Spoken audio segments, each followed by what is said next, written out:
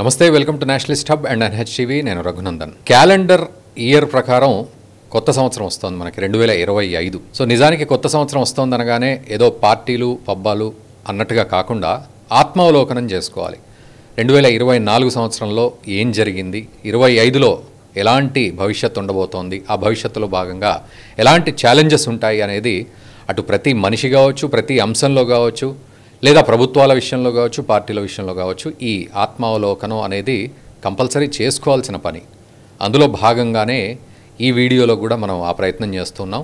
ముఖ్యంగా మన రాష్ట్రంలో అంటే తెలంగాణ రాష్ట్రంలో పాలన ఏ విధంగా సాగింది, మరోవైపు ఎన్ని అంశాలను ప్రభుత్వం స్పృశించింది, మిగతా పార్టీలు కూడా ఎలా పర్ఫామ్ చేశాయి. ముఖ్యంగా పొలిటికల్ పార్టీలు అనగానే అటు ప్రజా సమస్యలతో పాటు పొలిటికల్ మైలేజ్ కోసం కూడా ప్రయత్నం చేస్తుంటాయి. అందులో భాగంగా పార్టీల పెర్ఫార్మెన్స్లు 2024లో ఏ విధంగా ఉన్నాయి, అండ్ చూచాయిగా ఏపీలో ఎలా ఉంది, అటు కేంద్ర అంటే భారత్ వైజ్ ఏ విధంగా ఉంది సిచ్యువేషన్ అనేది ఒకటి చూస్తూ, మరోవైపు ముఖ్యంగా తెలంగాణ మీద ఫోకస్ చేద్దాం.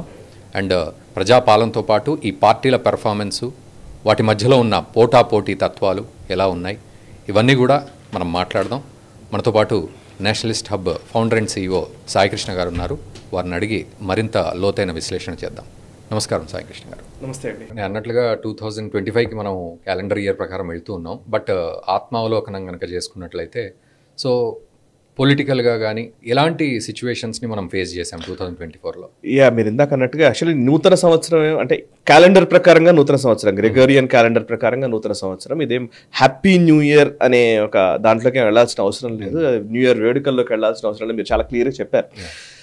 But as 2024 as a calendar year పరంగా చూస్తే 2024ని మనం అనలైజ్ చేసుకుంటే ఇది ఎలక్షన్ ఇయర్. నిజానికి 2024 దేశవ్యాప్తంగా జరిగిన సార్వత్రిక ఎన్నికలు, అండ్ అటు ఆంధ్రప్రదేశ్ రాష్ట్ర అసెంబ్లీ ఎన్నికలు, అండ్ నిజానికి తెలంగాణ అసెంబ్లీ ఎన్నికలు కూడా జరగాల్సింది ఉండే. కేసీఆర్ గారు 2018లో ముందస్తుకు వెళ్ళడం వల్ల మనకు 2023 డిసెంబర్లోనే ఎన్నికలు జరిగాయి.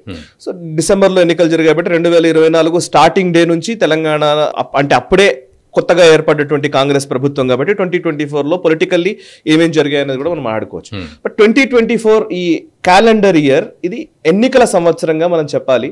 సో తెలంగాణలో అధికార మార్పిడి జరిగింది, అటు ఆంధ్రప్రదేశ్లో అధికార మార్పిడి జరిగింది, ఇక్కడ కూటమి ప్రభుత్వం ఏర్పడింది, అండ్ కేంద్రంలో పూర్తి స్థాయి మెజారిటీ రాకపోయినా భారతీయ జనతా పార్టీ నేతృత్వంలోని ఎన్డీఏ కూటమి ప్రభుత్వం మూడోసారి కొలువుదీరింది. సో అయితే దీంట్లో పాజిటివ్స్ నెగటివ్స్ చూస్తే తెలంగాణ వరకు వస్తే టీఆర్ఎస్ 10 ఏళ్ల పాలనను కాదని కాంగ్రెస్ కి అధికారం ఇవ్వడము, రేవంత్ రెడ్డి ముఖ్యమంత్రి కావడము ఇదొక పరిణామము. అండ్ ఇంకొక వైపు ఆంధ్రప్రదేశ్ లో చూస్తే వైసీపీ పాలనకు విసిగెత్తిన ఆంధ్రప్రదేశ్ ప్రజలు చంద్రబాబు నాయుడు గారి నాయకత్వానికి మద్దతు పలకడము, అండ్ పవన్ కళ్యాణ్ గారి నేతృత్వంలో ఆయనకు కూడా కూటమికి మద్దతు పలకడము. సో దట్ ఎన్డీఏ కూటమి ప్రభుత్వం ఆంధ్రప్రదేశ్ లో ఏర్పడింది. సో ఆంధ్రప్రదేశ్ లో కోర్స్ కరెక్షన్సే జరిగాయి. నిజానికి చెప్పాలంటే అంతకుముందు జగన్ చేసిన పనులకి నిజానికి అక్కడ విసిగెత్తిన ప్రజలని వాళ్ళకు ఒక ఆలంబన కల్పించే ఒక ప్రయత్నమే ఈ 2024లో జరిగింది పూర్తిగా చూస్తే. అండ్ దానికి తగ్గట్టుగా మళ్ళీ ఆ కోర్స్ కరెక్షన్స్ చేసుకుంటూ వచ్చారు. ఆర్థికంగా కావచ్చు, సంక్షేమ పథకాల పరంగా కావచ్చు, అండ్ ఈవెన్ అభివృద్ధి పరంగా కావచ్చు, ఇంకా చెప్పాలంటే కల్చరల్ అంశాల్లో కావచ్చు, సోషల్ రిఫార్మ్స్ విషయంలో కావచ్చు, రకరకాలుగా రాజధాని గురించి కావచ్చు, ఆ రిఫార్మ్స్ లోనే నిమగ్నమైంది ఆంధ్రప్రదేశ్ ప్రభుత్వం. అక్కడ ఈవెన్ ప్రతిపక్ష పార్టీగా ఉన్నటువంటి ప్రతిపక్ష హోదా కూడా రాని వైసీపీ పరిస్థితి ఉంది కాబట్టి సో అక్కడ స్మూత్ గానే ఉంది. సో వాళ్ళు అక్కడ డెవలప్ చేయడము, గ్రాఫ్ ని పెంచడంలోనే మేజర్ గా ఆంధ్రప్రదేశ్ ప్రభుత్వం నిమగ్నమైంది కాబట్టి అక్కడ పెద్ద ఛాలెంజెస్ 2025లో ఉంటాయని అయితే నేను అనుకోవట్లేదు. బట్ తెలంగాణ వరకు వస్తే మాత్రం definitely there are so many challenges. Let's discuss, అవి మాట్లాడదాం. సెంట్రల్ విషయానికి వస్తే మోదీ గారి నేతృత్వంలోని కూటమి ప్రభుత్వము కొలువుదీరింది. కానీ మోదీ గారు అనుకున్న 400 పార్ లేదా 300 పైచిలకు మినిమం స్థానాలు వస్తాయేమో అనుకున్నది రాకపోవడము, 240కే బీజేపీ పరిమితం కావడము. సో దట్ ఒక్క రకంగా చెప్పాలంటే ఈసారి మోదీ అంత అగ్రెసివ్ గా ఉండరు అనే ఒక భావన మొదట్లో బిల్డ్ అయింది. సో మోదీ గారు అంతకు ముందు ఉన్నంత అగ్రెసివ్ గా ఇప్పుడు ఉండరు, ఆయన తీసుకునే నిర్ణయాల్లో కొంచెం ఆచితూచి వ్యవహార శైలి ఉండవచ్చు అనే అభిప్రాయం వచ్చింది. అండ్ ఏవైతే కాన్స్టిట్యూషనల్ అంశాలు లేకపోతే ఐడియాలజికల్ అంశాలు ఉన్నాయో వాటన్నిటి నిర్ణయాలు, విధానపరమైన నిర్ణయాలు వాటిల్లో కొంత స్లో డౌన్ అవుతుందేమో అనుకున్నారు. కొంత మొదట్లో అట్లాంటి వాతావరణం కనిపించినప్పటికీ బట్ మహారాష్ట్ర ఎలక్షన్స్ లో హర్యానా ఎలక్షన్స్ లో బీజేపీ అద్భుత విజయం సాధించడంతో మళ్ళీ బ్యాక్ టు నార్మల్సీ, ఆ పాత రోజుల్లోకి మోదీ గారు వెళ్లిపోయారని చాలా స్పష్టంగా అర్థమవుతోంది. అండ్ ఇప్పుడు ఈ మధ్య గత 3-4 నెలల నుంచి పరిణామాలు చూస్తుంటే చాలా క్లియర్ గానే మోదీ గారి వ్యవహార శైలి మనకు ఉంది. అండ్ దానికి తోడు అమెరికాలో అధికార మార్పిడి జరగడం, జో బైడెన్ నేతృత్వంలోని డెమోక్రటిక్ కూటమి పార్టీ కాదని రిపబ్లికన్ పార్టీ, ట్రంప్ అక్కడ అధ్యక్షుడిగా బాధ్యతలు స్వీకరించబోతున్నారు, ఇంకా స్వీకరించలేదు. సో 2025 జనవరి నెలలో ట్రంప్ అధ్యక్ష బాధ్యతలు స్వీకరించిన తర్వాత బీజేపీ లేదా భారత అనుకూల వాతావరణం ఉంటుంది, డీప్ స్టేట్ ని కంట్రోల్ చేస్తానంటున్నాడు కాబట్టి మోదీకి కొంత లైన్ క్లియర్ చేసే వాతావరణమే ఉంటుంది అనేది ఒక అటువైపు కనబడుతుంది. తెలంగాణ విషయానికి వస్తే మీరు అన్నట్టు తెలంగాణలో రేవంత్ రెడ్డి ముఖ్యమంత్రి అయిన తర్వాత కాంగ్రెస్ వచ్చిందే మార్పు అనే ఒక నినాదంతో, మార్పు కోసం కాంగ్రెస్ కు ఓటేయండి అనే నినాదాన్ని వాళ్ళు స్పష్టంగా చెప్పారు. దానికి 6 గ్యారంటీలు ఇచ్చారు. సో 6 గ్యారంటీలు అనేది అండ్ అట్ సేమ్ టైం మార్పు అనేది 10 ఏళ్ల బీఆర్ఎస్ పాలనను కాదని కాంగ్రెస్ వైపు ప్రజలు మొగ్గు చూపారు. సో మార్పు కావాలి అని. సో మార్పు వచ్చిందా ఈ సంవత్సరంలో అని అంటే గనక మార్పు తేవడానికి రేవంత్ రెడ్డి ప్రయత్నం చేస్తున్నారు, కానీ ఆ మార్పు పూర్తిగా రాలేదు అనే మాట మాత్రం క్షేత్రస్థాయిలో కనబడుతోంది. సరే ప్రజాపాలన అని చెప్తున్నప్పటికీ రేవంత్ రెడ్డి ఆయన he's trying his best, but అది గ్రౌండ్ లెవెల్లో అయితే కనిపించట్లేదు, ఇంకా రిఫ్లెక్ట్ అవ్వట్లేదు. వెరాజ్ బీఆర్ఎస్, కాంగ్రెస్ బీఆర్ఎస్ రెండుకి మధ్యనే ఇంకా ఈ 2024లో కూడా పోటీ నడుస్తోంది. బీఆర్ఎస్ నిజానికి బీఆర్ఎస్ కాదని బీజేపీ ఆ స్పేస్ ని తీసుకోవాల్సింది ఉండే, బట్ ఇప్పటికీ బీజేపీ సెకండ్ ప్లేస్ ని తీసుకోలేకపోయింది. అది రియాలిటీ. ఇంకా థర్డ్ ప్లేస్ లోనే ఉంది. ఎందుకంటే కాంగ్రెస్ ఎంచుకున్న అంశాలన్నీ కూడా డైరెక్ట్ బీఆర్ఎస్ ని టార్గెట్ చేస్తూ తీసుకున్న అంశాలే. వెదర్ ఇట్ ఈస్ కాళేశ్వరం కావచ్చు, ఫోన్ ట్యాపింగ్ వ్యవహారం కావచ్చు, యాదాద్రి భద్రాద్రి లేదా ఆ పవర్ ప్రాజెక్ట్స్ గురించి కావచ్చు, లేకపోతే విద్యుత్ కొనుగోలు ఒప్పందాల గురించి కావచ్చు, లేకపోతే ఫార్ములా ఈ రేసింగ్ కావచ్చు, అంతకుముందు ఈ బీఆర్ఎస్ గవర్నమెంట్ ఏవైతే తీసుకుందో ప్రాజెక్ట్స్, వాటిలో ఉన్న లోపాలు, వాటిల్లో చేసిన అవినీతి, వాటిలో జరిగిన అక్రమాలు, వాటిని ఎండగట్టడంలోనే కాంగ్రెస్ పార్టీ నిమగ్నమైంది. రేవంత్ రెడ్డి పూర్తి దాని మీదనే శ్రద్ధ పెట్టారు, దాని మీదనే ఫోకస్ చేసి వెళుతూ ఉన్నారు. కాబట్టి సో ఆబ్వియస్లీ ఇష్యూస్ అన్ని కూడా బీఆర్ఎస్ వర్సెస్ కాంగ్రెస్ అన్నట్టుగానే నడుస్తూ ఉన్నాయి. బీజేపీ ఇష్యూస్ అసలు లైమ్ లైట్ లోకి నిజానికి చెప్పాలంటే నారేటివ్స్ లోకి రాలేదు. సో 2024 మొత్తం దాంట్లోనే వెళ్ళిపోయింది. సో మీరు అన్నట్టుగా తెలంగాణ రాజకీయాల్లో చాలా కీలకంగా కనబడుతోంది. ఆంధ్రప్రదేశ్ లో కొనసాగింపు ధోరణి ఉంటుంది, పెద్ద అనూహ్యమైన ఛాలెంజెస్ పెద్దగా ఉంటాయితే అనుకోండి, మహా అయితే ఇంకా చెప్పలేము ఇప్పుడైతే అట్లాంటిది ఉంటుందని కూడా నేను అనుకోవట్లేదు. బట్ పవన్ కళ్యాణ్ ఏమైనా విపరీతంగా ఎమర్జ్ అయిపోయి లేకపోతే టీడీపీ వర్సెస్ జనసేన అనే భావన ఏమైనా వస్తే అదే పెద్ద ఛాలెంజ్ అవుతుందో తెలియదు కానీ, బట్ ఇప్పుడైతే అట్లాంటి సంకేతాలే లేవు.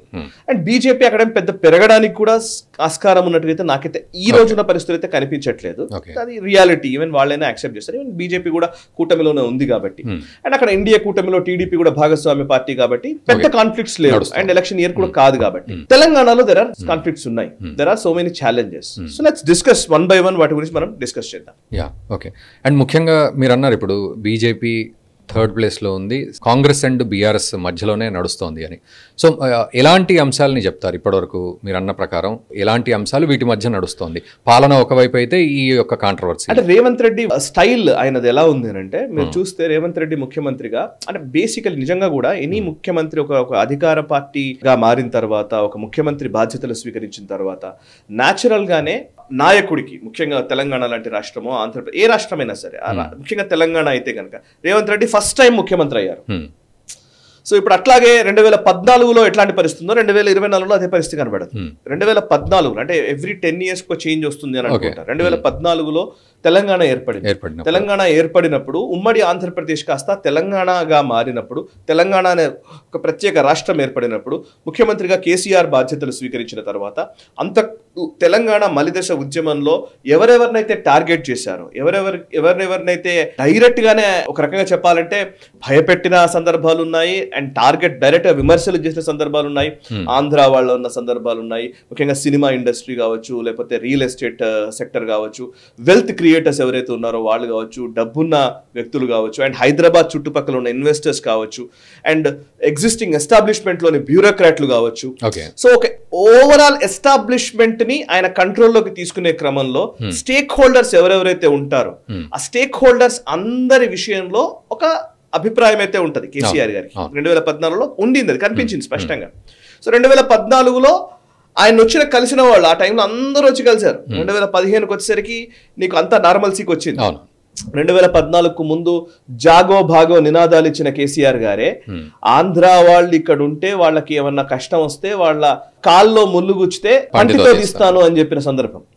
అంటే ఎవరైతే ఎగ్జిస్టింగ్ ఇన్వెస్టర్స్ ఉన్నారో వాళ్ళెవరికి ఇబ్బంది కలగనివ్వము, వాళ్ళందరి ప్రయోజనాలు మేము చూసుకుంటామని ఆయన ఇచ్చిన మెసేజ్.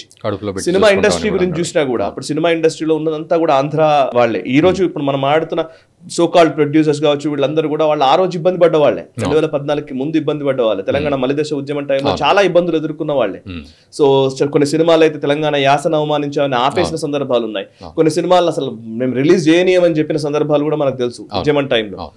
బట్ 2014 తర్వాత కట్ చేస్తే ఎవ్వరూ కూడా ఇబ్బంది పడలేదు. అధికారంలోకి వచ్చినప్పుడు ఇబ్బంది ఉండదు. ఇంకా ఇబ్బందిని క్లియర్ చేసుకోవాల్సిన ఆ ట్రాన్సిషన్ పీరియడ్ స్మూత్ గా జరిగింది 2014-2015 మధ్య. ఆ ట్రాన్సిషన్ స్మూత్ గా జరిగిన తర్వాత 2015లోనో 16లోనో సబ్జెక్టివ్ కరెక్షన్ అయినా తెలుగు ప్రపంచ మహాసభలు పెట్టారు కేసీఆర్ గారు ముఖ్యమంత్రిగా.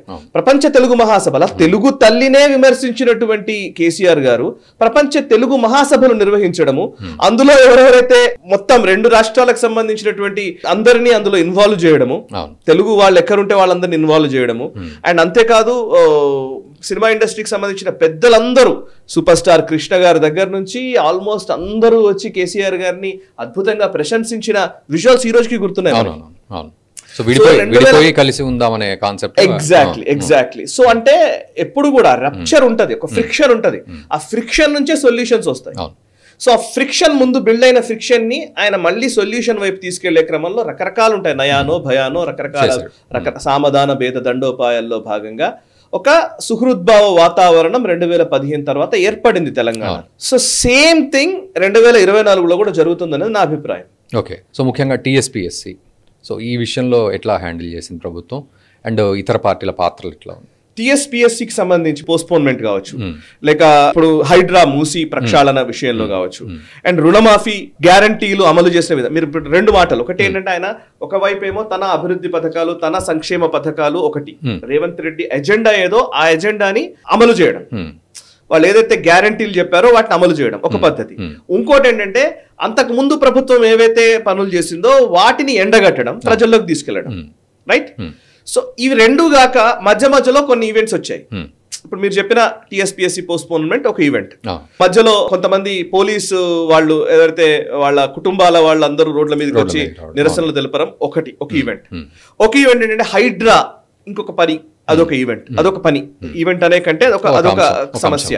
ఈవెన్ లగచర్ల భూ సేకరణకు సంబంధించిన అంశం అదొక అంశం. సో ఈ 1 year లో మనం చూస్తే ఒకటి తను ఎజెండాని అమలు పరిచే విషయంలో కొన్ని లోపాలు ఉండడం, రుణమాఫీ సరిగ్గా అమలు కాలేదని, రుణమాఫీ ప్రతి ప్లేస్ లో రాలేదనేది ఒకటి, అండ్ రైతు బంధు పూర్తిగా అమలు చేయట్లేదని ఒకటి, అంటే లేట్ అవుతుందని, ఇట్లా ఉన్నాయి ఇష్యూస్. ఉద్యోగుల జీతాలకు సంబంధించిన ఇష్యూస్ ఇవన్నీ ఉన్నాయి. ఈ ఒక వైపు పెట్టుకొని ఆయన వాటి నుంచి డైవర్ట్ చేయడానికని ప్రతిపక్షాలు అంటున్నాయి, కానీ డైవర్ట్ చేయడానికో ఏదో తెలియదు. కానీ రేవంత్ రెడ్డి గారు చాలా చాకచక్యంగా ప్రతి నెల ఒక కొత్త అంశాన్ని అయితే తీసుకొస్తున్నారు, అందులో సక్సెస్ అవుతున్నారు. ప్రతి నెల ఏదో కొత్త అంశం వస్తుంది, ఆ అంశం ఒక నెల రోజులు నడుస్తోంది, మళ్ళీ తర్వాత ఇంకో కొత్త అంశం వస్తుంది. దేనికి లాజికల్ కంక్లూజన్స్ లేవు. ఇప్పుడు హైడ్రాకి లాజికల్ కంక్లూజన్ ఉందా అంటే I don't think so. So HYDRAA చాలా పెద్ద విషయంగా తీసుకొచ్చారు. కరెక్ట్ గా ఎప్పుడంటే మీకు వర్షాకాలం మొదలైన టైంలో వచ్చింది ఈవెంట్ ఇది. నిజంగా ఈ అంశం సరిగ్గా ఆ టైంలో నిజానికి మనం చూస్తే ఆయన తెలివిగా చేశారా లేకపోతే అది యాదృచ్ఛికంగా జరిగిందా ఐ డోంట్ నో. కానీ మీరు ప్రతి సంవత్సరం మీరు గమనించి చూస్తే లాస్ట్ 10 సంవత్సరాల్లో ప్రతి వర్షాకాలంలో మీడియా మొత్తం దేని మీద ఉంటుందండి ఫోకస్? వరదల మీద ఉంటుంది. వరదలు, బురద, లేకపోతే మ్యాన్ హోల్ తెరుచుకోవడము, చినుకు పడితే నదిని తలపిస్తున్న రోడ్లు అని మాట్లాడడం, రకరకాల అంశాల మీద ఉంటుంది. బట్ ఈసారి మొత్తం హైడ్రా చుట్టూతో వెళ్ళిపోయింది, ఫోకస్ మొత్తం హైడ్రా చుట్టూతో పోయింది. నిజానికి ఒక సమస్య అది. ఇది ప్రభుత్వం బదనాం అవుతుంది అనుకునే అంశాన్ని బదనాం కాకుండా ఆయన ఒక హీరోయిక్ అప్రోచ్ లోకి ఆయన తీసుకున్నారనే ఒక భావనను బిల్డ్ చేశారు. సరే, దాన్ని ఎండగట్టడంలో విపక్షాలు పూర్తిగా సక్సెస్ కాలేదు. ఒకరిద్దరు నాయకులు మాట్లాడారు, ఈటల రాజేందర్ లాంటి వాళ్ళు మాట్లాడారు, ఇదంతా మాట్లాడారు. కానీ బట్ నిజానికి అది సరిగ్గా ఎండగట్టడానికి కావాల్సిన వాతావరణాన్ని ప్రతిపక్షాలు బిల్డ్ చేసుకోలేకపోయాయి. అలాంటిదే లగచర్ల ఇష్యూ వచ్చింది. లగచర్ల ఇష్యూ రాగానే దానిలో కూడా నీకంటే positive or negative I don't no, but ఒక డైవర్షన్ అయితే జరిగింది. ప్రజల దృష్టి మాత్రం ఇంకో వైపు మళ్ళింది. అది యాదృచ్ఛికంగా జరిగిందా, రేవంత్ రెడ్డి స్ట్రాటజిక్ గా చేశారా అనేది let time decide. Okay, so మీరు ఇప్పుడు అన్న దాంట్లో టీఎస్పీఎస్ అనేది ఒకానొక అంశం మాత్రమే. అలాంటి అంశాలు చాలా వచ్చాయి, చాలా పోయాయి. వీటికి లాజికల్ కంక్లూజన్స్ లేవు. అందులో ఆ లాజికల్ కంక్లూజన్స్ తీసుకురావడంలోనో లేకపోతే తీసుకురాలేదని చెప్పడంలోనో ప్రతిపక్షాలు ఫెయిల్ అవుతూ వస్తున్నాయి. బీఆర్ఎస్ వర్సెస్ కాంగ్రెస్ నడుస్తోంది, కానీ నీకు వ్యవహారం మొత్తం చూస్తే 1 year లో బీఆర్ఎస్ వర్సెస్ కాంగ్రెస్ ఉందండి. కానీ బీఆర్ఎస్ వాళ్ళు క్రెడిబిలిటీ సంపాదించలేకపోతున్నారు గ్రౌండ్ లో. ఈ రోజుకి బీఆర్ఎస్ ఇంకా అంతకు ముందు ఉన్న విశ్వసనీయత రాలే. అంటే మీరు అన్న ప్రకారం ఇప్పుడు ప్రభుత్వం ఒక అంశాన్ని తీసుకెళ్తోంది.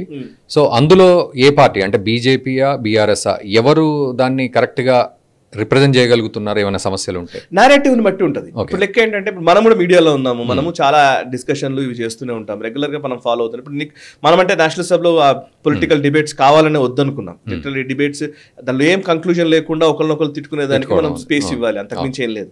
సో దానికి వేరే ఫార్మాట్ లో మనం ఇంటర్వ్యూ ఫార్మాట్ లోనో ఇంకో ఫార్మాట్ లోనో మనం ఇస్తున్నాం. బట్ వేరే మామూలుగా మీడియా ఛానల్ డిస్కషన్స్ చూడండి మీరు, రోజు పొద్దున సాయంత్రం. నేనే చాలా వరకు చూడట్లేదు, చాలా మంది మానేస్తున్నారు, బట్ స్టిల్ చూస్తున్న వాళ్ళ లెక్కలు చెప్తున్నాను. ఇప్పుడు BJP spokes persons, Congress spokes persons, BRS spokes persons వీళ్ళందరూ మనకు తెలిసిన వాళ్ళే, అంతా మాట్లాడుతూ ఉంటాను కదా. నిజంగా బీజేపీ స్పోక్స్ పర్సన్స్ అయితే నిజంగా ఒక రకంగా చెప్పాలంటే పాపం అనిపిస్తుంది వాళ్ళని చూస్తే. ఎందుకంటే పాపం అంటే ఉద్దేశం అది కాదు, పాపం ఏంటంటే ఎవ్రీడే పొద్దున డిబేట్ కానీ సాయంత్రం డిబేట్ కానీ ప్రైమ్ టైం డిబేట్లు ఛానళ్ళు చేస్తున్న డిబేట్లలో 100 టాపిక్స్ ఉంటే అందులో 95 టాపిక్స్ 95 పైననే, ఇంకా 99 వరకు వేసుకోవచ్చు టాపిక్స్, అది కాంగ్రెస్ లేదా బీఆర్ఎస్ ఎజెండాకి సంబంధించిన అంశాలే ఉంటాయి. బీజేపీ కేవలం థర్డ్ పార్టీ అవుతుంది. అంతే. ఇప్పుడు ఎట్లా అంటే ఫర్ ఎగ్జాంపుల్ కాళేశ్వరం ఉందనుకోండి, కాళేశ్వరం విషయంలో అవినీతి, లేదా ఫార్ములా ఈ రేసింగ్ ఉందండి, ఫార్ములా ఈ రేసింగ్ విషయంలో కేటీఆర్ అవినీతి చేశాడు, కేటీఆర్ ని అరెస్ట్ చేయాలి అనేది ఒక చర్చ అండి. బీఆర్ఎస్ ఎందుకు అరెస్ట్ చేయకూడదు చెప్తుంది, కాంగ్రెస్ ఎందుకు అరెస్ట్ చేయాలో చెప్తుంది, బీజేపీ ఏ వర్షన్ తీసుకోవాలి. వీళ్ళిద్దరు ఒకటే అనేటం తప్పితే వీళ్ళ వర్షన్ ఏంటి? అలా బీజేపీ స్పోక్స్ పర్సన్స్ ని అనేక సందర్భాల్లో థర్డ్ పార్టీగానే ఈ సంవత్సరం మొత్తం అనేక డిబేట్లలో వాళ్ళు థర్డ్ పార్టీగానే ఉన్నారు. ఒకటో ఆరో పార్లమెంట్ సమావేశాలు జరుగుతేనో లేకపోతే నేషనల్ ఇష్యూస్ వస్తే తప్పితే, మహారాష్ట్ర ఎన్నికలో లేకపోతే హర్యానా ఎన్నికలో లేకపోతే ఇంకేదో మోదీ స్టేట్మెంట్ లో ఏవో కొన్ని వస్తే తప్పితే. అంటే ఇప్పుడు మీరు అన్న ప్రకారం ఫార్ములా ఈ రేస్ అయితే అది కేటీఆర్ రిలేటెడ్ అంటున్నాం కాబట్టి సరే అట్లా వెళ్ళింది. ఇప్పుడు మీరన్న హైడ్రా ఉంది, మూసీ ఉంది, ప్రజల పక్షాన పోరాటం చేయొచ్చు కదా బీజేపీ. అది చేస్తున్నారు, కానీ అదే ఇందాక చెప్పాను, ఈటల రాజేందర్ ఒకరు హైడ్రా విషయంలో ప్రతి ప్లేస్ కి వెళ్ళారు, మాట్లాడారు. అని బీజేపీలోనే ఒక భిన్నాభిప్రాయాలు వచ్చాయి మధ్యలో. ఒకరు మాట్లాడారు, ఒకరు అనుకూలంగా మాట్లాడిన వాళ్ళు ఉన్నారు, ఒకరు ప్రతికూలంగా మాట్లాడిన వాళ్ళు ఉన్నారు. ఇందులో సగం కాలం గడిచిపోయింది. కొంతమంది మేధావుల పేరిట కొంతమంది మాట్లాడుతూ వాళ్ళు అసలు హైడ్రాని రాబిన్ హుడ్ తో పోల్చారు. సో పాయింట్ ఏంటంటే నీకు ఎగ్జాక్ట్ బీజేపీ నేరేటివ్ కాదది. ఫర్ ఎగ్జాంపుల్ ఇప్పుడు నడ్డా మీటింగ్ అయిందండి మొన్న. నడ్డా ఇక్కడికి వచ్చారు, బీజేపీ జాతీయ అధ్యక్షులు నడ్డా హైదరాబాద్ కు వచ్చి ఇక్కడ మీటింగ్ పెట్టారు అనుకుందాం. అది ఎన్ని ఛానళ్ళు లేదా ఎన్ని పత్రికల్లో హెడ్లైన్ ఐటమ్ గా ఉంది? హెడ్లైన్ ఐటమ్ అంటే నా ఉద్దేశం హెడ్లైన్ లో ఒక వార్త రాశారని కాదు నా ఉద్దేశం. బట్ అది హెడ్లైన్ ఐటమ్ అంటే అర్థం ఏంటి? కనీసం ఒక రోజంతా దాని మీద నడవాలి. అది కదా మీడియా పరిభాషలో హెడ్లైన్ అంటే. హెడ్లైన్ అంటే అది కనీసం ఒక రోజంతా అనేక రియాక్షన్స్ ఉండాలి, 1-2 days దాని చర్చ నడవాలి. ఆయన ఏం మాట్లాడాడు, ఏం జరిగింది, దానికి రియాక్షన్స్ ఏంటి, ప్రజల నుంచి ఎటువంటి స్పందన వచ్చింది, ఎంతమంది జనాలు వచ్చారు, ఇది కదా లెక్క. సో దిస్ మాహోల్, ఈ మాహోల్ అనేది బీజేపీ ఇంకా ఈ 1 year లో క్రియేట్ చేయలేకపోయింది. దానికి వేరియస్ రీజన్స్ ఉన్నాయి, వాళ్ళ రీజన్స్ వాళ్ళకు ఉండవచ్చు, బట్ జరగలేదు అనేది reality. So BRS versus Congress ఉంది కరెక్టే, బట్ బీఆర్ఎస్ ఏమైనా పూర్తిగా దాంట్లో వాళ్ళు నిలబడ్డారా అని అంటే ఇమీడియట్ గా వాళ్ళు ఆల్టర్నేట్ మేమే అన్నట్టుగా కనబడుతుండవచ్చు, కానీ గ్రౌండ్ లో బీఆర్ఎస్ కి రావాల్సినంత మద్దతు రావట్లేదు. బీజేపీ మద్దతు ఉన్నప్పటికీ దాన్ని క్యాప్ చేసుకోవట్లేదు. ఇది ఈ 2024లో జరిగింది. సో ఈ కాలంలో రేవంత్ రెడ్డి సునాయాసంగా తన పట్టును నిలుపుకుంటూ వెళ్తున్నారు. సో పట్టును నిలుపుకోవడం అంటే అర్థం ఏంటి? కొన్ని ఇష్యూస్ లో ఎండగట్టలేకపోవడమే ఆయన విజయం. ఆయన ఎండగట్టలేని పరిస్థితి ఆయన కల్పిస్తున్నారు అనడమే ఆయన విజయం. ఇప్పుడు అల్లు అర్జున్ ఇష్యూ ఉంది, దాని మీద ఎగ్జాక్ట్లీ మన మంచి కరెక్ట్ ఎగ్జాంపుల్ చెప్పారు మీరు. సినీ ఇండస్ట్రీకి సంబంధించిన అల్లు అర్జున్ ఇష్యూ ఉంది అనుకుందాం. అల్లు అర్జున్ ఇష్యూ రాగానే ఏమైంది? నిజానికి బీఆర్ఎస్ కి సంబంధించి ఆయన కేటీఆర్ బీఆర్ఎస్ వ్యక్తులు చాలా మంది సపోర్టివ్ గా మాట్లాడారు, అదంతా ఫైన్. బీఆర్ఎస్ మొత్తం సపోర్టివ్ గా మాట్లాడింది అల్లు అర్జున్ కి, లేకపోతే సినిమా ఇండస్ట్రీకి, వాటన్నిటికి. ఈవెన్ బీజేపీకి సంబంధించి అసలు బీజేపీ నుంచి నేనైతే అది ఎక్స్పెక్ట్ చేయలేదు. బట్ వాళ్ళు మరి అశ్విని వైష్ణవ్ దగ్గర నుంచి అమిత్ మాలవ్య దగ్గర నుంచి అందరూ మాట్లాడారు సపోర్టివ్ గానే. రేవంత్ రెడ్డి ఏదో వెండిక్టివ్ పాలిటిక్స్ చేస్తున్నాడు, అదే సినిమా ఇండస్ట్రీని తొక్కే ప్రయత్నం చేస్తున్నారని ఇవన్నీ మాట్లాడారు. సో ఇన్ని మాట్లాడారు. సరే, ఏం జరిగింది? కట్ చేస్తే సినిమా ఇండస్ట్రీ పెద్దలందరూ వెళ్ళారు, అక్కడ మాట్లాడారు. ఎవరైతే నా ఎన్ కన్వెన్షన్ గురించి ఇంతగా మాట్లాడారో నాగార్జున వెళ్ళాడు, షాల్ గప్పాడు, షాల్వా గప్పేసి వచ్చారు. ఎవరు సక్సెస్ అయ్యారు ఈ ఎపిసోడ్ నుంచి? సరే, అది మనం అనుకోవచ్చు ఇప్పుడు మీకు అలా కనిపించి ఉండవచ్చు సాయి గారు, కానీ దాని రిపర్కేషన్స్ తర్వాత ఉంటాయి, ఎలక్షన్స్ టైంలో ఉంటాయి. అంటే నేను దాని గురించి మాట్లాడట్లేదు, నేను 2024 గురించి. రాబోయే రోజుల్లో అది వీళ్ళకి మెటీరియలైజ్ అవుతుంది అంటే అది వేరే. బట్ మెటీరియలైజ్ కావడం కాదు, ఫస్ట్ బేసికల్లీ ఈవెన్ ఇండస్ట్రీ నుంచే కూడా ఒక కొత్త వాయిస్లు వచ్చేసాయి. అల్లు అర్జున్ కి వ్యతిరేకంగానే ఆ వాయిస్ వచ్చిన పరిస్థితి. ఈవెన్ తమ్మారెడ్డి భరద్వాజ లాంటి వాళ్ళు మాట్లాడుతున్నారు, సురేష్ బాబు లాంటి వాళ్ళు మాట్లాడుతున్నారు. అంటే అర్థం ఏంటి? Who succeed? ఎవరు సక్సెస్ అయ్యారు ఇందులో? రేవంత్ రెడ్డి ఏదైతే చేసాడో సక్సెస్ అయ్యారు ఆయన. 100%. సో పాయింట్ ఏంటంటే, నేను I'm not against Allu Arjun లేదా ప్రో కాంగ్రెస్ ప్రో బీజేపీ ఇట్లా కాదు మనం మాట్లాడాల్సింది. మనం రియాలిటీ మాట్లాడుతున్నాం. ఈ 2024లో జరిగిన పరిణామాల అవుట్కమ్ ఏంటి అనేది మాట్లాడుతున్నాం. అవుట్కమ్ రాబోయే రోజుల్లో అది పూర్తి రివర్సల్ అవ్వచ్చు, దాన్ని ఏం కాదనట్లేదు. బట్ ఈ రోజున్న రియాలిటీ మాత్రం ఇది అనేది నా పాయింట్. ఇప్పుడు సినీ ఇండస్ట్రీకి సంబంధించి నేను ఇదే చెప్పాను. 2014 ఇందాక మీరు ఎక్స్ప్లెయిన్, 2014లో కేసీఆర్ గారు ఉన్నప్పుడు అప్పుడు ఇలాంటి వాతావరణమే ఉంది. కానీ ఆ తర్వాత అదే పూర్తి ఇండస్ట్రీ మొత్తం కేటీఆర్ గారికి కేసీఆర్ గారికి అనుకూలంగా వ్యవహరించింది. అనుకూలంగా ఉంది అని అంటే ఎస్టాబ్లిష్మెంట్ కి ఎవరైనా అనుకూలంగానే ఉంటారు. అనుకూలంగా ఉండాలని నేను కూడా అనుకోవట్లేదు. ఎంత మార్పు ఉందో చూడండి. కేటీఆర్ గారు అనేక ప్రీ రిలీజ్ ఈవెంట్స్ లోకి వచ్చేది, మహేష్ బాబుతో, లేకపోతే రామ్ చరణ్ తో, లేకపోతే చిరంజీవి గారితో, చాలా మందితో ఆయన స్టేజ్ షేర్ చేసుకున్నారు. అండ్ కేటీఆర్ అనేక ఈవెంట్స్ కి ఇక్కడ నుంచి సినిమా ఇండస్ట్రీ నుంచి వాళ్ళు కూడా వచ్చి మద్దతు పలికిన సందర్భాలు ఉన్నాయి. సో కట్ చేస్తే ఇప్పుడు ఏమైందంటే, ఈ రోజు రేవంత్ రెడ్డి ఈ 1 year లో జరిగిన పరిణామాల్లో ఇప్పుడు మళ్ళీ రేవంత్ రెడ్డికి కూడా అనుకూలత వస్తుంది ఇండస్ట్రీ నుంచి రాబోయే రోజులు. ఎస్టాబ్లిష్మెంట్ ఇంటర్నేషనల్ లెవెల్లో తీసుకెళ్దాం సినిమా ఫీల్డ్ ని, తెలంగాణ ఫీల్డ్ ని అంటున్నారు కాబట్టి అందరూ ఒకే తాటి. అంటే నాకు ఒక పాయింట్ ఉందండి, ఇందాక నేను ఫస్ట్ చెప్పినప్పుడు, ఎప్పుడైనా సరే ఒక రెజీమ్ చేంజ్ జరిగినప్పుడు, అంటే ఒక ప్రభుత్వం మారినప్పుడు, ఒక అధికార మార్పిడి జరిగినప్పుడు, డెఫినెట్లీ ఆ అధికారాన్ని కేంద్రీకృతమైనటువంటి అధికారము ఏం కోరుకుంటుంది అని అంటే, స్టేక్ హోల్డర్స్ అందరూ ఎవరెవరు ఎక్కడెక్కడ ఎటువైపు ఉన్నారు, మన వైపు ఉన్నారా లేదా, ఇది న్యాచురల్ గానే కేంద్రీకృతమైన అధికారం కోరుకుంటది. ఓకే, ఒక అధికారంలో ఉన్న వాళ్ళు కోరుకుంటారు. ఫర్ ఎగ్జాంపుల్ ఇండస్ట్రియలిస్టులు ఉన్నారు. ఈ ఇండస్ట్రియల్ కమ్యూనిటీ ఏమనుకుంటోంది? ఈ ఇండస్ట్రియలిస్టులు లేదా వాళ్ళ కమ్యూనిటీ నుంచి మనకు అనుకూలత ఎంతవరకు ఉంది, ఏం జరుగుతుంది, ఎవరైనా వచ్చి కలుస్తున్నారా?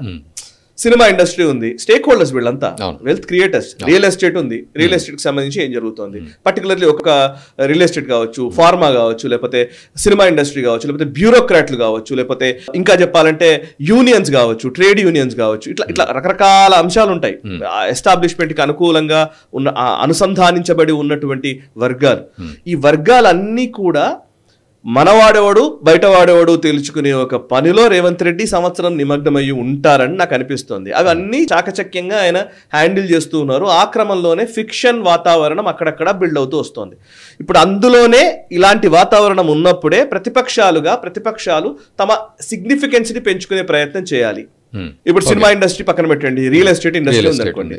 రియల్ ఎస్టేట్ మీరు ఎవరైనా సరే ఫైనాన్షియల్ డిస్ట్రిక్ట్ వైపు వెళ్ళి అడగండి, ఎనీ రియల్టర్ లేదా any builder, 90% of the builders వాళ్ళు చాలా ఒక రకంగా చెప్పాలంటే, అరే చాలా ఇట్లా ఉక్కబట్టుకొని కూర్చున్నారు రియల్ ఎస్టేట్ ఇండస్ట్రీ తగ్గిందే అని. అందరికి హోప్ ఉంది, ఇదే పడిపోతుందనే ఉద్దేశం కాదు, హోప్ ఉంది. ఇంకో 1 year లోనే రివైవ్ అవుతుంది, ఇమీడియట్లీ మళ్ళీ రివైవల్ వచ్చినప్పుడు మారుతుంది. 2014 లో కూడా జరిగింది ఇదే. 2014 లో కూడా రియల్ ఎస్టేట్ మొత్తం పడిపోతుందని అందరు అన్నారు. బట్ తర్వాత ఏమైంది, క్రెడా ఇగిడా వీళ్ళందరినీ కేసీఆర్ గారు కానీ వీళ్ళు కానీ మళ్ళీ మాట్లాడారు, అన్ని మళ్ళీ రివైవ్ అయ్యి సేమ్ రేట్లే. అప్పుడు అందరం అనుకున్నాం తెలంగాణ వచ్చిన తర్వాత రేట్లు తగ్గిపోతాయట, మిడిల్ క్లాస్ అపార్ట్మెంట్లు కొనుక్కోవచ్చట, ఖాళీ చేసి వెళ్ళిపోతారట, ఇవన్నీ మాట్లాడిన రోజులు గుర్తున్నాయి. ఏమైందంటే ఏం జరగలేదు. ఇప్పుడు కూడా అట్లాగే, ఇది 1 year ట్రాన్సిషన్ పీరియడ్. ఈ ట్రాన్సిషన్ పీరియడ్ లో ఈ ప్రాబ్లం ఉంటుందన్నమాట వాస్తవం. బట్ ఈ టైంలోనే ఈ వల్నరబుల్ సిచ్యువేషన్స్ ఉన్నప్పుడు వాళ్ళని ఎవరు అడ్రస్ చేస్తున్నారు అనేది కూడా ఇంపార్టెంట్ అవుతుంది. సో మీరు అన్నట్టు మరి ఇప్పుడు ఈ రియల్ ఎస్టేట్ విషయంలో కూడా అట్లీస్ట్ బీజేపీ ఆర్ బీఆర్ఎస్ ఏమైనా పోరాడుతున్నాయా ప్రజల పక్షాన, లేదా ఒక బిజినెస్ పక్షాన ఏమైనా మాట్లాడే పరిస్థితులు ఉన్నాయి? ఎట్లా అర్థం చేసుకోవాలి వీటిని? డెఫినెట్లీ ఇప్పుడు అదే అందుకే అంటున్నాను, బీజేపీకి సంబంధించిన వాళ్ళు నిజానికి రియల్టర్లకు సంబంధించిన విషయాల్లో వాళ్ళ స్టాండ్ ఏంటి, ఎంతమంది ఎలాంటి స్టాండ్ తీసుకున్నారు, లేకపోతే వాళ్ళతో బయటకు వచ్చి ఎవరు రియల్టర్ సింపుల్ అండి, వాళ్ళు ఇన్వెస్ట్ చేసిన వాడు బయటకు వచ్చి గవర్నమెంట్ కి వ్యతిరేకంగా మాట్లాడలేడు. బట్ మాట్లాడలేడు సరే, ఆ కన్సర్న్స్ ఎంతమంది వింటున్నారు, ఆ కన్సర్న్స్ ని ఇండైరెక్ట్ గానే ప్రజల్లోకి ఎవరు తీసుకెళ్తున్నారా, ఇది ప్రజలు గమనిస్తారు. అండ్ దట్ సేమ్ ఇండస్ట్రియల్స్ ఆ సెక్టర్ గమనిస్తుంది. ఆ సెక్టర్ గమనించే విధంగా నాకు తెలిసి బీజేపీ నుంచి కూడా స్టేట్మెంట్స్ ఏం లేవు. ఒక హైడ్రా విషయంలో కొన్ని వచ్చిన స్టేట్మెంట్స్ తప్పితే నిజానికి స్టేట్మెంట్స్ లేవు. అంటే రావాల్సినంత రాలేదు, వస్తున్నాయంటే వస్తున్నాయి. ఇప్పుడు స్పోక్స్ పర్సన్స్ మాట్లాడుతూ ఉంటారు, లేకపోతే ఇంకోరు మాట్లాడతారు, బట్ రావాల్సినంత స్థాయిలో రావట్లేదు. అది there is a problem. So అది నాకు తెలిసి 2025లో వీళ్ళు అధిగమించగలగాలి. ఓకే, సో ఎట్లా ఉంటాయి ఛాలెంజెస్ 2025లో? ఇప్పుడున్న పరిస్థితుల్లో బీజేపీ అండ్ బీఆర్ఎస్ కాంగ్రెస్, ఇందాక నేను చెప్పాను ఈక్వేషన్స్ లో కాంగ్రెస్ బలంగానే ఉంది. వాళ్ళేం పెద్ద షాకిల్ అవుతున్నట్టుగా ఏం కనిపించట్లేదు, వాళ్ళేం పెద్ద వణుకుతున్నట్టుగా అయితే ఏం లేదా. బట్ ఆ కాంగ్రెస్ కి రావాల్సినంత మద్దతు లేదా అనుకున్నంత ఫలితాలు కాంగ్రెస్ తీసుకురాలేకపోతుందన్న భావన కూడా గ్రౌండ్ లెవెల్లో ఉంది. కాంగ్రెస్ పట్ల వ్యతిరేకత కూడా వస్తుంది. పాలన విషయంలో అసలు ఎంతవరకు ప్రోగ్రెస్ అయింది అనేది ఎవరికి తెలియని పరిస్థితి. అంటే అఫ్ కోర్స్ ఒక 1 year కదా టైం అని అంటున్నారు. పల్లెటూరులో కూడా జనాలు ఎవరైనా ఏమనుకుంటారంటే 1 year కదా ఇచ్చింది టైమింగ్, ఉంది టైం అనుకుంటున్నారు. బట్ ఆ 1 year లో జరిగిన దాని విషయంలో ఆలోచిస్తే ఈ 1 year లో ఏం జరిగింది చెప్పబోయా అన్నాం అనుకోండి, లేదండి ఏం జరగట్లేదు అంటాడు. ఈ సిచ్యువేషన్ లో మనం ఉన్నాం. బట్ కాంగ్రెస్ కి ఆల్టర్నేట్ గా బీఆర్ఎస్ ఎమర్జ్ అవ్వడానికి ఆస్కారం ఉందా లేదా అనే చర్చ నడుస్తోంది. ఇప్పుడు కేటీఆర్ అరెస్ట్ అవుతే కవితన్ ప్రెసిడెంట్ చేస్తారట, ఇంకోటి ఈ చర్చలు కూడా నడుస్తాయి. సో బీఆర్ఎస్ ఇంకా అనుకున్న మేర పుంజుకోలేదు. ఈ క్రమంలోనే బీజేపీ ఇప్పుడు నేను ఇందాక అన్నట్టుగా మీరు ఇందాక చెప్పారు ఆల్రెడీ 2025 స్టార్టింగ్ లోనే, ఇప్పుడు సంక్రాంతి ముందో సంక్రాంతి తర్వాతనో ఇక్కడ ఒక అధ్యక్షుడు వస్తారు అనే ఒక అభిప్రాయం వ్యక్తమవుతోంది. ఆల్రెడీ కిషన్ రెడ్డి గారు ఆల్రెడీ ఒక స్టేట్మెంట్ ఇచ్చారు, అధ్యక్ష మార్పిడి త్వరలోనే జరగబోతుందని. అండ్ బండి సంజయ్ ఆల్రెడీ నేను రేస్ లో లేరని బండి సంజయ్ అన్నారు. మరి ఎవరు అధ్యక్షులు అవుతారు, ఎవరు అధ్యక్షులు అవుతే బీజేపీకి లాభం చేకూరుతుంది? ఇప్పుడు నేను చెప్పిన ఈ ఛాలెంజెస్ అన్నిటిని అధిగమించి బీజేపీని నెంబర్ 2 లేదా డైరెక్ట్ ప్రత్యామ్నాయం అధికార పార్టీకి బీజేపీ అని చెప్పగలిగే స్థితికి ఎవరు తీసుకెళ్తారు? ఇది చాలా పెద్ద ఛాలెంజ్, పెద్ద మార్పులోకి బీజేపీ వెళ్ళబోతోంది అనేది నా అభిప్రాయం. దానికి ఎవరెవరు ఉన్నారు ఏంటి అనేది. సో ఇప్పుడు 2025 ఛాలెంజెస్ విషయానికి వస్తే రాష్ట్రంలో పరిస్థితి అయితే ఇది. సో మీరు అన్నారు బీజేపీ అని, సో నేను కూడా అడుగుతున్నాను, బీజేపీలో ఈ అధ్యక్ష పదవి మార్పు విషయానికి గనక వస్తే అంటే ఎలాంటి క్యాపబిలిటీస్ ఉన్న వాళ్ళను తీసుకోవాల్సిన సిచ్యువేషన్స్ ఉంటాయి? మనం చెప్పడం కాదు కానీ బట్ బీజేపీలో జరుగుతుందని నేను చెప్తాను. బీజేపీ ఇంటర్నల్ గా జరుగుతున్నటువంటి చర్చల్లో ఏముందంటే 2-3 అంశాలు ప్రాతిపదికగా మాట్లాడుతున్నారు. ఒకటి ఏమంటున్నారంటే ఆర్గనైజేషన్, ఇప్పటి వరకు ఆర్గనైజేషనల్ స్ట్రెంగ్త్ ని మనం పెంచుకోలేకపోతున్నాము, ఆర్గనైజేషనల్ స్ట్రెంగ్త్ ని మనం పెంచుకోవాలి. అండ్ ఆర్గనైజేషన్ ని ఏకతాటిపైకి తీసుకొచ్చుకొని ఒక ప్రాపర్ ఆర్గనైజ్డ్ మోడ్ లోకి బీజేపీ వెళ్ళాలనేది ఒక అభిప్రాయం. రెండో అభిప్రాయం ఏంటంటే పొలిటికల్ అక్యుమెన్షిప్ ని మనం ఒడిసి పట్టుకోవాలి. ఆ పొలిటికల్ అక్యుమెన్షిప్ తోనే ముందుకు వెళితేనే బీజేపీ తెలంగాణలో అధికారంలోకి రాగలదు అనేది రెండో పాయింట్. ఇక మూడో పాయింట్ ఏంటంటే ఐడియాలజికల్ అంశాలని అండ్ రెగ్యులర్ డెవలప్మెంట్ లేకపోతే ఈ గవర్నెన్స్ వీటికి సంబంధించిన అంశాలని కలిపి ఎలాంటి ఒక ఫార్ములా బిల్డ్ చేయాలనేది మూడో అంశం. ఈ 3 అంశాల్లో 2-3 రకాల వ్యక్తుల గురించి మాట్లాడుతున్నాం. ఒకటి పాత వాళ్లే ఉంటేనే బాగుంటుంది అని ఒక అభిప్రాయం వ్యక్తమవుతుంది. పాత వాళ్ళు అంటే ఎవరు? సంఘ బ్యాక్గ్రౌండ్ నుంచి వచ్చిన వాళ్ళు, లేకపోతే మొదటి నుంచి కార్యకర్తగా ఉన్న వాళ్ళు, బీజేపీలోనే ఉన్న వాళ్ళు, బీజేపీని పట్టుకొని ఉన్న వాళ్ళని చేస్తే బాగుంటుంది అనేది ఒక అభిప్రాయం. రెండో అభిప్రాయం అంటే బీజేపీలో ఉన్న వాళ్లే అంటే ఎవరు? బీజేపీలో ఉన్న క్యాపబుల్ పర్సన్, క్యాపబిలిటీకి దీనికి ఏంటి సంబంధము? మనకి క్యాపబిలిటీ అనేది ఎక్కడి నుంచి వచ్చినా సరే బట్ మన లైన్ కి తగ్గట్టుగా ఉండడం ఇంపార్టెంట్ కదా అనేది ఇంకో అభిప్రాయం. సరే పాత కొత్త అనే చర్చ అటువైపు నడుస్తోంది. బట్ ఇందులో 2-3 ప్రాబబుల్స్ లిస్ట్ లో మనం చూసినట్టయితే ఈటల రాజేందర్ పేరు ప్రముఖంగా వినపడు. బికాస్ కిషన్ రెడ్డి గారు ఆల్రెడీ ఆయన అధ్యక్ష మార్పిడి ఉంటుంది అని చెప్పారు. సో అటు ఎట్లాగూ సంజయ్ నేను రేస్ లో లేనని చెప్పారు. అండ్ ఇంకో వైపు చూస్తేనేమో ఇప్పుడున్న లీడర్స్ లిస్ట్ లో అంటే ఈటల రాజేందర్ ఎంపీగా గెలిచారు. అండ్ ఎంపీగా గెలిచారు కానీ ఆయన్ని ప్రెసిడెంట్ ని అంటే ఎంపీగా గెలిచారు కానీ ఆయన మినిస్ట్రీలోకి తీసుకోలేదంటే ఆయనకి ఎటువంటి అవకాశం కల్పిస్తారు? ఈ చర్చ నడుస్తోంది. ఏ అవకాశం కల్పిస్తారు అంటే ఆయన ప్రెసిడెంట్ చేస్తారు కాబట్టే మినిస్ట్రీలోకి తీసుకోలేదు అనే ఒక చర్చ ఉంది. అండ్ అది కాక ఇప్పుడు అరవింద్ కానీ రఘునందన్ రావు కానీ వీళ్ళ పేర్లు చాలా ప్రముఖంగా వినపడుతున్నాయి. ధర్మపురి అరవింద్ పేరు కూడా ప్రముఖంగానే వినిపిస్తోంది. అండ్ రఘునందన్ రావు పేరు కూడా ప్రముఖంగానే వినిపిస్తోంది. సో దాంట్లో ఏ పర్మిటేషన్స్ అండ్ కాంబినేషన్స్ ఉంటాయి అనేది లెట్ దెమ్ డిసైడ్, వాళ్ళు డిసైడ్ చేయాలి. అయితే ఇప్పుడు మన అనాలిసిస్ ఏంటంటే, నేను యాజ్ ఎ జర్నలిస్ట్ లేదా ఆ బీజేపీని లేకపోతే తెలంగాణ రాజకీయాల్ని గమనిస్తున్న వ్యక్తిగా కొంతమంది మాట్లాడుతున్నది ఏంటంటే, ఫస్ట్ ఇప్పుడు ఒక అధ్యక్షుని నియమిస్తారు, ఆర్గనైజేషన్ బిల్డ్ చేస్తుంటారు, ఎలక్షన్స్ టైంలో ఇంకొకరిని తీసుకొస్తారు, వాళ్ళు ఎలక్షన్ లీడ్ చేస్తారు అనేది ఒక వర్షన్ వినిపిస్తుంది. రాంగ్ స్ట్రాటజీ ఏమో నా అభిప్రాయం.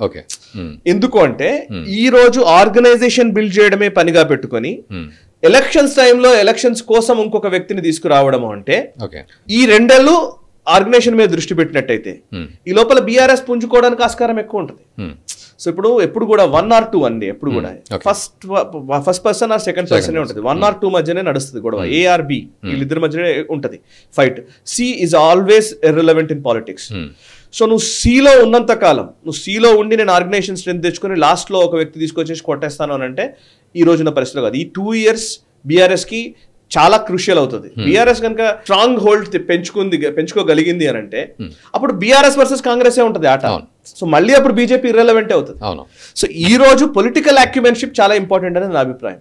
ఈ రోజు పొలిటికల్ అక్యుమెన్షిప్ తోటి ఈ రోజు నుంచే పొలిటికల్ నిర్ణయాలు, పొలిటికల్ డిసిషన్స్ తీసుకుంటూ పొలిటికల్ స్ట్రాటజీస్ తోటే ఒక పొలిటికల్ పార్టీని నడపగలిగితే ఆటోమేటిక్ గా BRS will be irrelevant, BJP will form different. BJP and Congress అనే ఒక వాతావరణం బిల్డ్ అవుతుంది.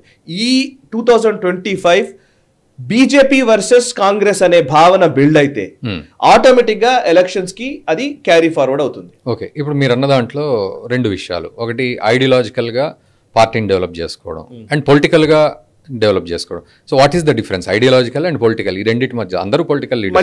మంచి ప్రశ్న. యాక్చువల్లీ ఐడియాలజికల్ పొలిటికల్ రెండింటికి చాలా దగ్గర సంబంధం ఉంది. యాక్చువల్లీ చాలా మంది దీన్ని వేరే అనుకుంటున్నారు. ఐడియాలజికల్ అంటే కేవలం ధర్మం గురించి మాట్లాడాలి లేకపోతే హిందుత్వం మాట్లాడాలి, ఇవి వేరే అనుకుంటున్నారు. అవన్నీ కూడా పొలిటికల్ నిర్ణయాలే. మీరు బటెంగేతో కటెంగే అన్నారండి. బటెంగేతో కటెంగే డెఫినెట్లీ ఎలక్షన్ గెలిపించగలిగినటువంటి నినాదం. అది ఈవెన్ ఐడియాలజీకి లింక్ అయి ఉన్న నినాదం. హిందుత్వకి లింక్ అయి ఉన్న నినాదము. అది పొలిటికల్ రిజల్ట్స్ కూడా ఇవ్వగలిగింది. సో ఐడియాలజీ పొలిటికల్ రిజల్ట్స్ ఇచ్చేదిగా ఉండాలి. పొలిటికల్ రిజల్ట్స్ కి ఐడియాలజీకి సంబంధం లేదు అనడం అది నిజంగా కరెక్ట్ కాదని నా అభిప్రాయం. ఐడియాలజీ పొలిటికల్ రిజల్ట్స్ ఇవ్వగలిగితే అప్పుడే బీజేపీ గెలవగలుగుతుంది. అంతేగాని అసలు ఐడియాలజీని పూర్తిగా పక్కన పెట్టిన కష్టమే. పూర్తిగా పొలిటికల్ దాంట్లోకే ఓన్లీ గవర్నమెంట్ నిర్ణయాలు మీరు ఎన్ని మాట్లాడినా, నేను ఇది లాస్ట్ టైం ఎన్నోసార్లు చెప్తున్నాను, ఎన్ని మాట్లాడినా కాంగ్రెస్ బీజేపీ మధ్య లైక్ ఇప్పుడు మీరు బీఆర్ఎస్ గవర్నమెంట్ ఉన్నప్పుడు కూడా మనం మాట్లాడుకున్నాం చాలాసార్లు. బీఆర్ఎస్ గవర్నమెంట్ ఉన్నప్పుడు మీరు కాళేశ్వరం తీసుకోండి, మీరు లేకపోతే మల్లన సాగర్ ప్రాజెక్ట్ అప్పుడు తీసుకోండి, లేకపోతే రైతు బంధు తీసుకోండి, తెలంగాణ ఉద్యమం తీసుకోండి, ఎన్ని మాట్లాడినా అవన్నీ బీఆర్ఎస్ కి సంబంధించినటువంటి ఐడెంటిటీకి సంబంధించినవి. తెలంగాణ ఉద్యమము, తెలంగాణ అస్తిత్వము, ఇవన్నీ.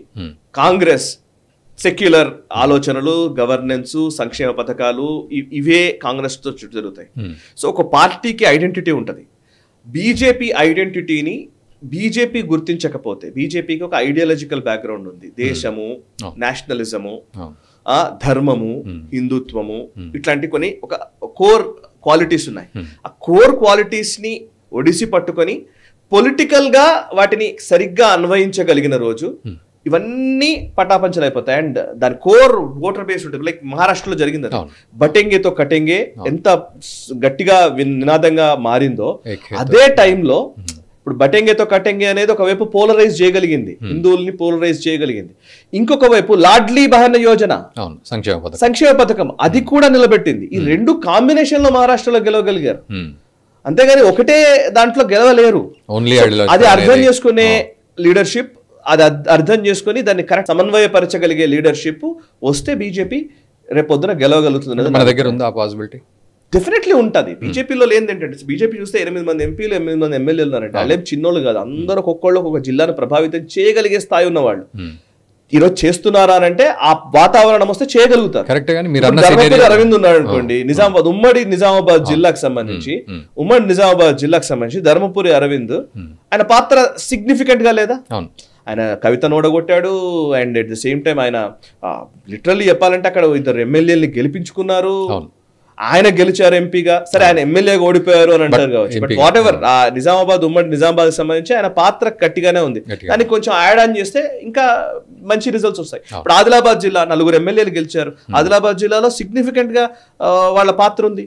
అండ్ కరీంనగర్ బండి సంజయ్ ఉన్నారు, అండ్ ఈవెన్ ఈటెల్ రాజేందర్ చాలా significant man. Eatala Rajender almost రాష్ట్ర వ్యాప్తంగా ఆయనకు ఎక్కడికి వెళ్ళినా కూడా తెలంగాణ ఉద్యమకారుడిగా ఆయనకు రికగ్నేషన్ ఉంది. అండ్ కిషన్ రెడ్డి లేకపోతే రాజాసింగ్ గారు వీళ్ళు హైదరాబాద్ చుట్టుపక్కల, even Konda Vishweshwar Reddy Chevella. So everybody has their own space.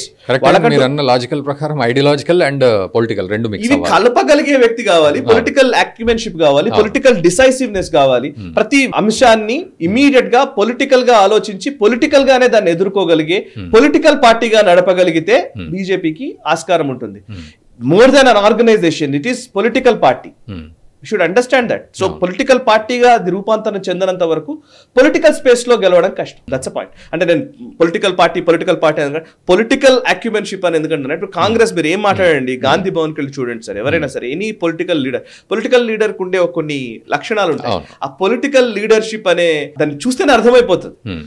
So ఆ పొలిటికల్ లీడర్షిప్ అనేది ఎక్కడో బీజేపీలో కనిపించట్లేదు. అది ఉన్నవాళ్ళు లేక కాదు, ఖచ్చితంగా ఉన్నారు. ఇప్పుడు రఘునందన్ రావు ఉన్నాడు, ఆయన 100% పొలిటికల్ రోజు పొలిటికల్ గా మాట్లాడుతూనే ఉంటాడు ఆయన. సో లేక కాదు, దాన్ని కరెక్ట్ గా దాన్ని కలిపే ఒక నాయకుడు ఎవరవుతారు, ఎవరిని చూస్ చేసుకుంటది బీజేపీ, that is a big challenge వాళ్ళకి. అండ్ డెఫినెట్లీ అది తెలంగాణ రాజకీయాల్లో కూడా అది ఓ సిగ్నిఫికెంట్ ప్రభావం చేయడానికి వాళ్ళు సరైన నిర్ణయం ఎలా తీసుకుంటారు అనేది చూద్దాం. Let's see. సో ఇప్పుడు మీరు అన్నట్టు 2025 ఛాలెంజ్ విషయానికి వస్తే ఈ అధ్యక్ష పదవిలో మార్పు ఏదైతే ఉందో అదే పెద్ద ఛాలెంజా, లేకపోతే ఒక అధ్యక్షుడు వచ్చాక జరగబోయేది ఛాలెంజ్? అధ్యక్ష పదవి మార్పు ఛాలెంజ్ కాదండి. ఇప్పుడు ఎవరు అధ్యక్షుడు, ఆ అధ్యక్షుడి వైఖరి ఏంటి, ఇదే రిజల్ట్స్ ఇచ్చేది. ఎప్పుడు కూడా మనం కూడా అనుకుంటాం కదా, ఎవరైనా రిక్రూట్ చేసుకున్నారు అనుకోండి, మనం కంపెనీస్ లో ఎక్కడైనా కానీ రిక్రూట్ చేసుకుంటే రిక్రూట్మెంట్ తో పని జరిగిపోతుందంటే ఎట్లా కుదురుతుంది? ఆ రిక్రూట్ చేసుకున్న వాడు ఏం పని చేయాలనే క్లారిటీ ఉండాలి కదా. ఎలాంటి పని చేస్తే మనకు ఉపయోగపడుతుంది సంస్థకి అనేది కదా లెక్క. ఎలాంటి పని చేయాలన్న క్లారిటీ రిక్రూటర్ కి ఉండాలి, ఎలా పని చేయాలో తెలవగలిగే నాయకత్వ ధోరణి ఆ లీడర్ కి ఉండాలి. మరి ఆ లీడర్ని సెలెక్ట్ చేసుకోవడంలో మీరన్న కాంపిటీషన్ చాలా ఉంది, అండ్ ఐడియాలజికల్ అండ్ పొలిటికల్ అనే ఈ కాంబినేషన్ కూడా వాళ్ళల్లో ఉండాలి. ఎగ్జాక్ట్లీ. సో ఐడియాలజికల్ గా ఉండాలి, పొలిటికల్ గా ఉండాలి. ఐడియాలజికల్ అంటే అర్థము, బట్ పాయింట్ ఏంటంటే మనం చాలా మంది కన్ఫ్యూజ్ అవుతూ ఉంటారు. హిందుత్వ లేదా ఈ ఐడియాలజీ గురించి మాట్లాడుతుంటే హిందుత్వ అనగానే ఇదేదో ముస్లింలకు వ్యతిరేకంగా మాట్లాడాలి, లేకపోతే ఇంకోటికి వ్యతిరేకంగా మాట్లాడాలి. అది ఎప్పుడు బీజేపీ చెప్పలేదు, ఈవెన్ నరేంద్ర మోదీ గారు ఎప్పుడు చెప్పలేదు. నరేంద్ర మోదీ గారి definition of Hindutva is totally different. 100% మనం మాట్లాడితే భారతీయ కల్చర్ ని ఆయన రిప్రజెంట్ చేస్తాడు, భారతదేశపు కల్చర్ ని ఆయన చూపిస్తూ ఉంటాడు. ఆయన ఏ రోజు వేరేలాగా మీకు కనిపించదు. చూడండి, ఆయన వెతికిన భూతద్దం పెట్టి ఎతికినా కనిపించదు. ఈవెన్ యోగి ఆదిత్యనాథ్ అయినా. సో హిందుత్వ ఈజ్ డెఫినెట్లీ భారతీయత. దేశము అనేదే హిందుత్వ అండి, ధర్మము అనేదే హిందుత్వ. సో అది డిఫరెంట్ కాన్సెప్ట్. అది దాన్ని అర్థం చేసుకోగలిగితే అన్ని అర్థమైపోయినాయి అంతే. అందుకే బ్యూటీ ఆఫ్ దట్ ఆర్ఎస్ఎస్ ఆలోచనల్లోనే ఆ అద్భుతమైనటువంటి ఉదాత్త భావన ఉంది. అది తెలియక మనము చాలా చిన్న వాటికి మనం వాడేస్తున్నారు చాలా మంది. కానీ maybe I don't know that is their internal matter. But as a journalist మనం అనుకునేది ఏంటంటే ఈ రోజున్న పొలిటికల్ వాతావరణంలో 1 or 2 ఎవరా 2 ఇది డిసైడ్ చేసుకోవాల్సిందే ఆ పార్టీ. బీఆర్ఎస్ బీజేపీయా, లెట్ దెమ్ డిసైడ్. 2లో ఎవరు ఉండాలి, 1లో ఎవరు ఉన్నారు, ఆ 1లోకి ఎలా వెళ్ళాలి అని అంటే నువ్వు 1లోకి వెళ్ళాలంటే 2లోకి రావాలి ఫస్ట్. ఆ 2లోకి రావడమే ముఖ్యమైన అంశం. ఇప్పుడు బీజేపీ పార్లమెంట్ ఎలక్షన్స్ లో ఆటోమేటిక్ గా బీజేపీ 8 ఎంపీలు గెలిచారండి. కాంగ్రెస్ వర్సెస్ బీజేపీ ఫైట్, అసలు బీఆర్ఎస్ 0. బట్ అసెంబ్లీకి వస్తే సో ఇప్పుడు ఛాలెంజెస్ అన్నారు మీరు. ఇప్పుడు అధ్యక్ష నియామకం జరుగుతుంది అనుకోండి, ఇమీడియట్ స్థానిక సంస్థల ఎలక్షన్స్ ఉంటాయి, జిహెచ్ఎంసీ ఎలక్షన్స్ ఉంటాయి. అవన్నిట్లలో కూడా నెంబర్ 2లోకి రావడానికి వీళ్ళ ప్రయత్నం ఏంటి? బీజేపీ వర్సెస్ కాంగ్రెస్ అవుతుందా, లేకపోతే బీఆర్ఎస్ వర్సెస్ కాంగ్రెస్ అవుతుందా? అవన్నీ మనకు కనబడిపోతాయి. అందుకే 2025 క్రూషియల్ గా ఉండబోతుంది. 2025లో పొలిటికల్ వాతావరణాన్ని బట్టి 2028 రిజల్ట్స్ ఆధారపడి ఉంటాయి. సో మీరు అన్నట్టు 2024 ఈ ప్రయాణాలన్నీ స్టార్ట్ అయ్యాయి. 2025 ఒక గాడిన పడి ఇక అక్కడి నుంచి ఎట్లా ఉంటుంది పర్ఫార్మెన్స్ అనేది అర్థం చేసుకోవాల్సి వస్తుంది. సో ఓవరాల్ కంక్లూజన్ ఏమంటారు మీరు, అటు పాలన విషయంలో కావచ్చు, మిగతా పార్టీల విషయంలో కూడా? 2024 ట్రాన్సిషన్ సంవత్సరము లేదా ఎన్నికల సంవత్సరము. ఈ ఎన్నికలు జరిగాయి, ఎన్నికల తర్వాత ప్రభుత్వాలు కుదుటపడే సమయము, అండ్ ప్రతిపక్షాలు వ్యూహాలు ఏం చేయాలి అని ఒక బేరీజు వేసుకునే సమయం. సరే, బీజేపీ ఇప్పటిదాకా ఏం పర్ఫామ్ చేయలేదు అని అనుకున్నా కూడా నిజానికి పర్ఫామ్ చేయడానికి అవకాశం కూడా లేని ఒక సందిగ్ధ వాతావరణమే క్రియేట్ అయి ఉంది 2024లో. So that's okay, no problem. But perform చేయాల్సినప్పుడు ఎలా పర్ఫామ్ చేస్తారు? 2025 పర్ఫామ్ చేయాల్సిన టైం, 2024 అవలోకనం చేసుకునే టైం, 2025 పర్ఫామ్ చేయాల్సిన టైం. స్థానిక సంస్థల ఎలక్షన్స్ ఉంటాయి, జిహెచ్ఎంసీ ఎలక్షన్స్ ఉంటాయి, ఈవెన్ నేషనల్ పార్టీకి అయితే అక్కడ ఢిల్లీ ఎలక్షన్స్ ఉన్నాయి, రకరకాల అంశాలు ఉంటాయి. 2025లో ఎలాంటి బేస్ క్రియేట్ చేస్తారో అది 2026కి 27కి కొనసాగుతుంది. సో 2020 మనకు గుర్తుండి, నాకు తెలిసి 2019 ఎలక్షన్స్ అయిపోయినాయి. 2019లో ఎంపీలు 4 గెలిచారు బీజేపీ. 2020 లోపల దుబ్బాక్ ఎలక్షన్స్ వచ్చాయి. 2020, 21 అప్పుడంతా కూడా బై ఎలక్షన్స్ వీటితోటి బీజేపీ ఒక 3 బిల్డ్ చేయగలిగింది. హుజురాబాద్, మునుగోడు, తర్వాత మళ్ళీ వదిలేశారు అనుకోండి. 2023కి వచ్చేసరికి మొత్తం వదిలేశారు అనుకోండి. బట్ ఆ 3 అయితే బిల్డ్ చేసుకునే టైం 2025. ఆ 3ని బిల్డ్ చేస్తుందా లేదా, ఎవరు బిల్డ్ చేస్తారు, ఎవరు వచ్చి ఇది నడిపించబోతున్నారు, let them decide. Okay, thank you అండి, thank you very much. So అదండి పరిస్థితి. మొత్తానికి 2024 సంవత్సరం అటు పాలన విషయంలో కావచ్చు, పార్టీల విషయంలో కావచ్చు, ఇన్ని అడ్జస్ట్మెంట్స్ జరిగాయి. సో 2025 ఇక అందరూ పర్ఫామ్ చేయాల్సిన సంవత్సరం నిజంగానే. సో మరి ప్రజా పాలన విషయంలో ప్రభుత్వం ఎట్లా ఉంటుంది, అండ్ పార్టీలు ఈ మొత్తానికి మొదటి పొజిషన్, రెండో పొజిషన్, మూడో పొజిషన్ అని అనుకున్నాం కాబట్టి వీటిల్లో ఈ పర్ఫార్మెన్స్లు ఏ విధంగా ఉంటాయి పార్టీలకు సంబంధించి, అది కూడా కీలకంగా మారబోతోంది. సో వ్యూవర్స్ మీరేమంటారో ఒక్కసారి కామెంట్ చేయండి ఈ విషయంలో. అండ్ ఇంకా ఏమైనా కొత్త ఛాలెంజెస్ మీకు కూడా కనబడుతున్నాయో కామెంట్ చేయండి. అండ్ వీలైతే వీడియోని మీ మిత్రులకు కూడా షేర్ చేయండి. Thank you very much. ఈ వీడియో మీకు నచ్చినట్టయితే లైక్ చేయండి, 10 మందికి షేర్ చేయండి. అలాగే కామెంట్ల రూపంలో మీ అభిప్రాయాలను మాతో పంచుకోండి. Nationalist hub group of channels ను సబ్స్క్రైబ్ చేసుకుని తెలుగునాట జాతీయవాద జర్నలిజాన్ని ప్రోత్సహించండి. ఈ వీడియో కింద ఉన్న బెల్ ఐకాన్ పై క్లిక్ చేయడం మర్చిపోవద్దు.